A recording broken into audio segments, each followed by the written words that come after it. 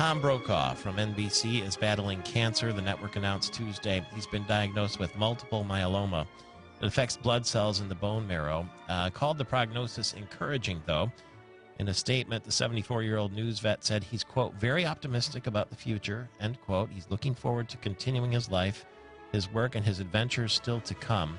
And he said, I remain the luckiest guy I know.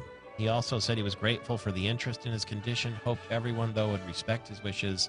He's going to deal with it privately. And he's worked at NBC News since 1966, anchored the nightly news from 1982 to 2004, and still working as a special correspondent for NBC. When Tom Brokaw signed off the anchor desk and yielded it to Brian Williams in 2004, this is what it sounded like.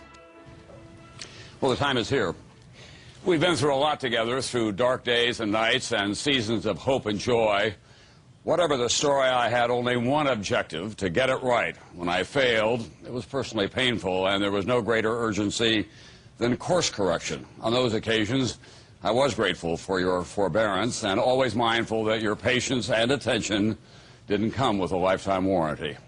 I was not alone here, of course. I am simply the most conspicuous part of a large, thoroughly dedicated and professional staff that extends from just beyond these cameras across the country and around the world, in too many instances in places of grave danger and personal hardship, and their family to me. What have I learned here?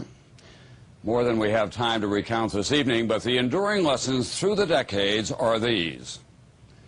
It's not the questions that get us in trouble. It's the answers. And just as important, no one person has all the answers. Just ask a member of the generation that I came to know well, the men and women who came of age in the Great Depression, who at great personal sacrifice saved the world in World War II and returned home to dedicate their lives to improving the nation they had already served so nobly. They weren't perfect, no generation is, but this one left a large and vital legacy of common effort to find common ground here and abroad in which to solve our most vexing problems. They did not give up their personal beliefs and greatest passions, but they never stopped learning from each other, and most of all, they did not give up on the idea that we're all in this together. We still are, and it is in that spirit that I say thanks for all that I have learned from you. That's been my richest reward. That's Nightly News for this Wednesday night. I'm Tom Brokaw. You'll see Brian Williams here tomorrow night, and I'll see you along the way.